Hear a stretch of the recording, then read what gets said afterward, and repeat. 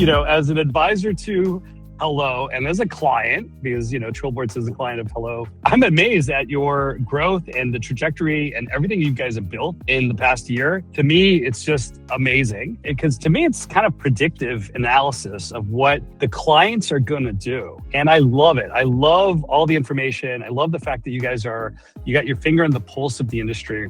And I've been doing this for, a decade now. And it's always like you write an email to somebody and they don't work there anymore. Or you got to search on 3 different websites to find out where is the RFP. And there are sites that have RFPs, but it doesn't tell you who it's for, or you have to buy through them, then wait 200 days to get paid. It's always this craziness. And what you guys have done is you've democratized the information so that you have all these cool signals and you know exactly when somebody is going to buy or their intent to buy or what they're going to do.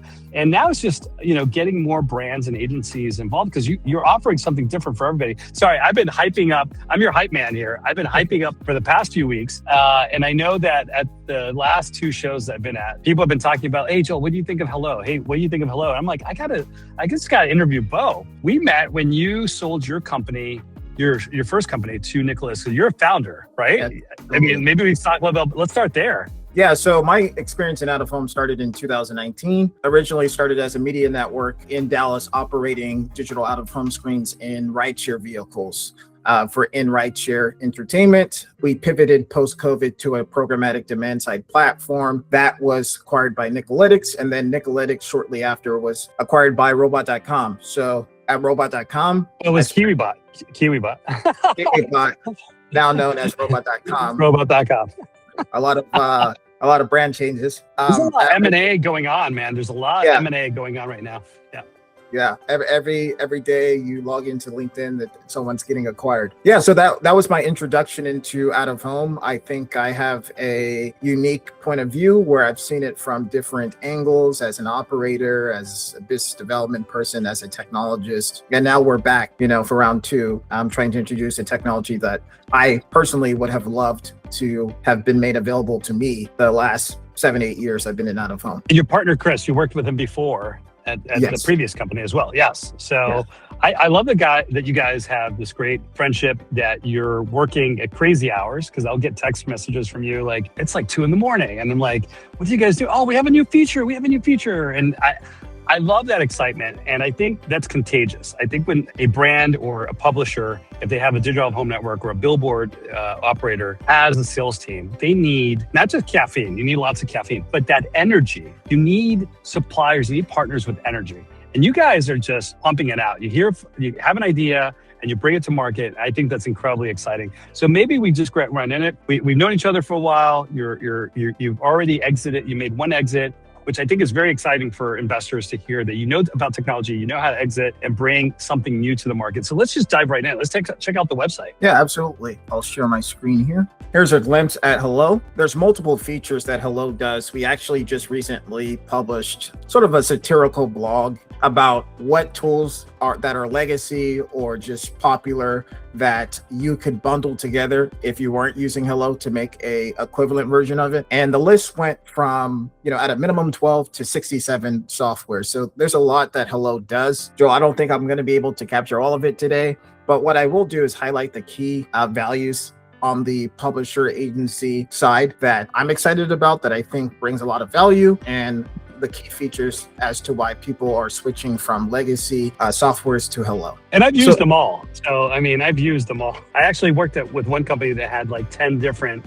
suppliers. They had everything you could imagine to track people down. That was the problem. You had to log out of one platform, log into the other just to find an email, or they don't have good emails. They have good campaigns. You can see people's past campaigns here, or you can see some type of like opinion on the owner and what type of personality they have, but they don't have anything on experiential, or they don't have anything on digital home. Then you have to log into the next platform. Then you got like 4 or 5 payments that you have to make every month on the company credit card. And then on top of that, you still have to reach out on LinkedIn or shoot them or cold call them. And it's hard for people to do outreach. So this really simplifies it. Sorry, I had to jump in because I'm already like a step ahead. I want to like talk about the features. No worries. And I agree with you, Joel. That's what we are aiming to do, to be a source of truth for sales ops when it comes to outreach, prospecting, and managing that whole cycle end to end. We think Hellooh by the end of the year is going to be at a point where people don't need to run 10 different software tools. They can execute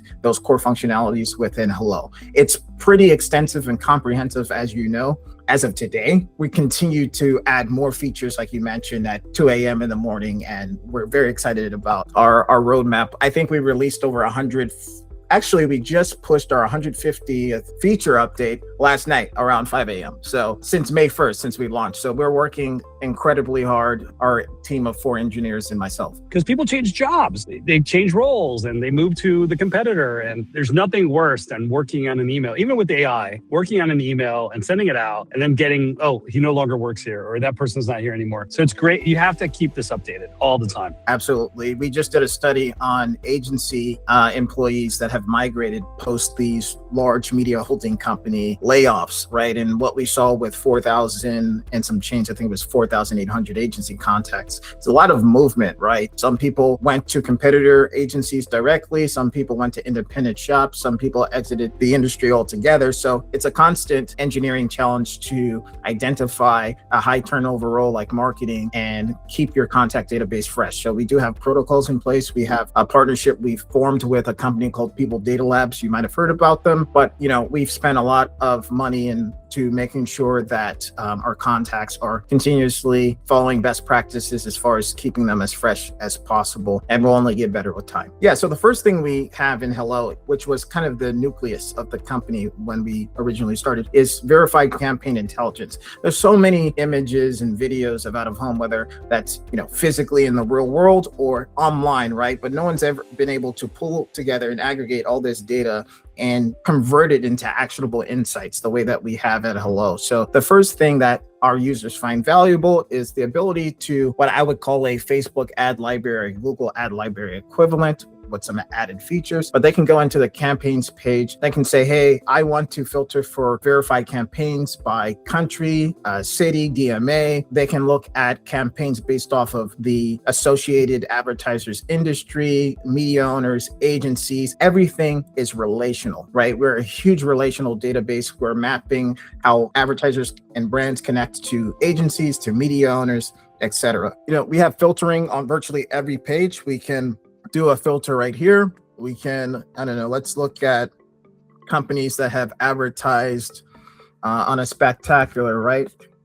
We can save that search as well if we wanted to refer back to it. But, let's pull something interesting up. Let's pull this up, for example. So you can see the advertiser, you can see the media format, you can see the media owner, you can see the DMA value. We only populate the agency value on a specific campaign record if it's verified. So if we I can see the contacts at Samsung, right? If I click below. Exactly. And I won't dive too deep into it, but we have a ranking system and functionality. So even if you deal with a company that has a high volume of contacts, the first few contacts you see tend to be the most relevant one as we're designed. Let's say we wanted to pick on Spotify here, right? So what's interesting is that we can map also the agency contacts, right? So you can see what we've noticed with a lot of these brands is they are working with multiple agencies at one time, right? So it's not that Spotify just has one AOR, they have multiple. So we've been able to map at this point 20,000 individuals at the agency level and relate them to a specific brand. So let's pick a more healthier record here. So like Coca-Cola, for example, right? You have the brand direct contacts, and then you also have the ability to look at related agencies to that specific brand, right? So what this allows you to do from a prospecting perspective, of course, as a media publisher salesperson, you want to navigate the complex org chart of decision-making, right? And so this is just a powerful way to look at advertisers holistically and see sort of what Hellooh's been able to map as far as relations that this advertiser has, whether that's campaigns they've done, whether that's agencies they've worked with, whether it's formats that they like to advertise on, or even sponsorships, right?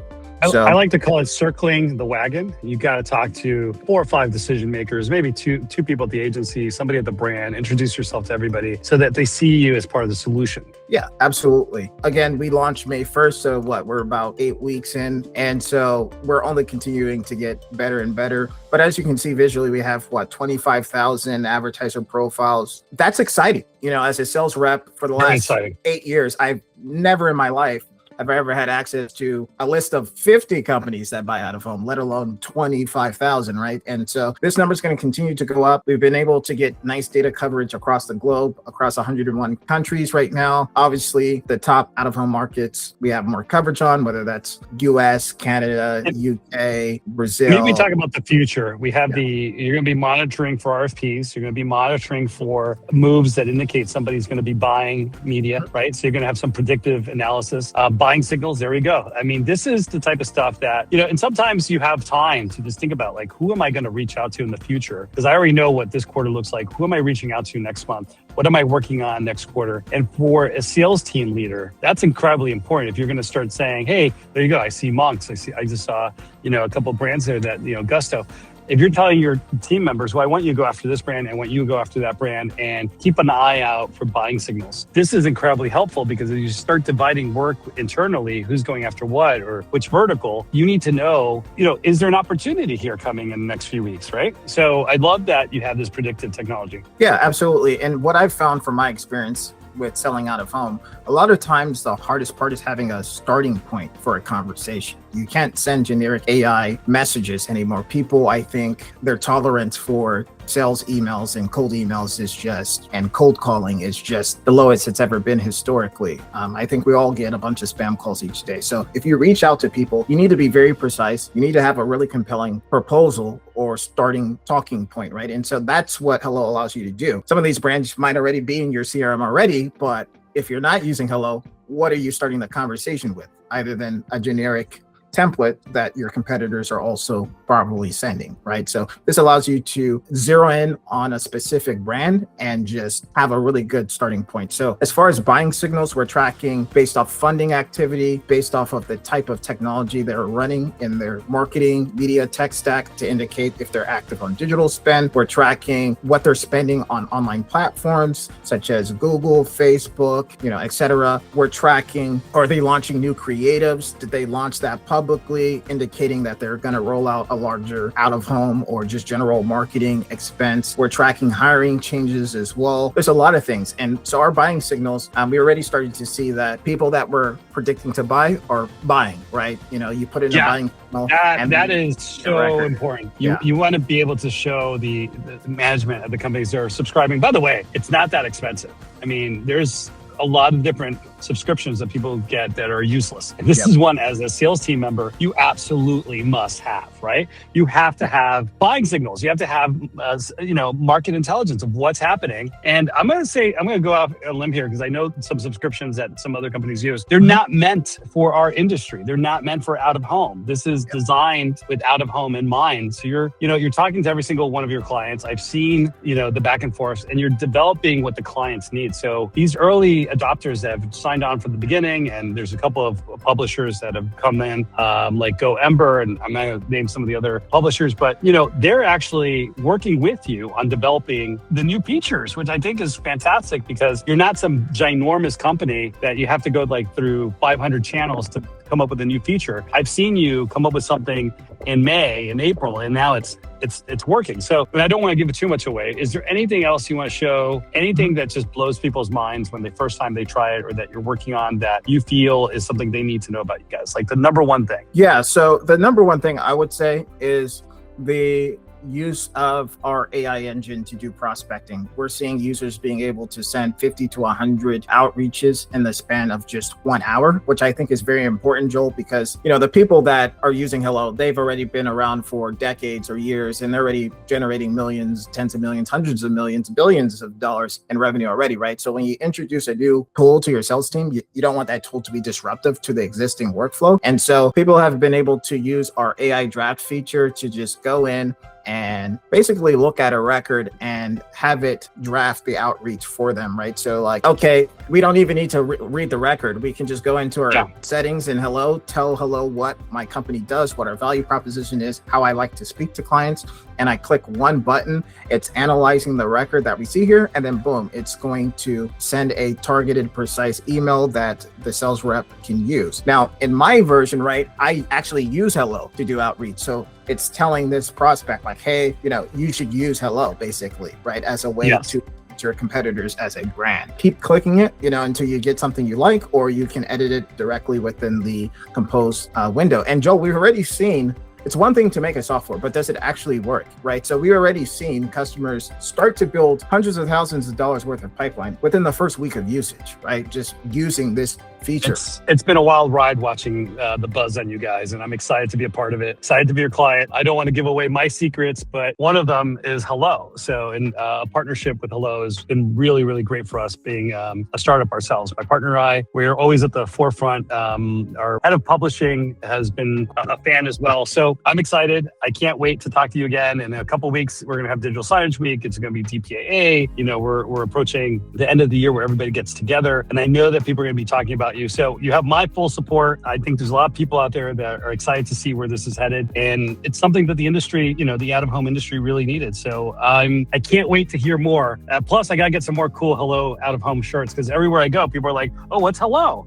It's just it's a fun name. I love it. It's a cool name. It's like happy coffee. It just makes me happy. Thank you. I don't know where the idea really came from with the name, but I do think it came from an email greeting, right? You start off an email saying hello. So I think that's what clicked. Bo, we haven't seen each other in person in a while, but we will soon. So cheers, and we'll talk again later. All right, buddy. Cheers. Thank you, Joel.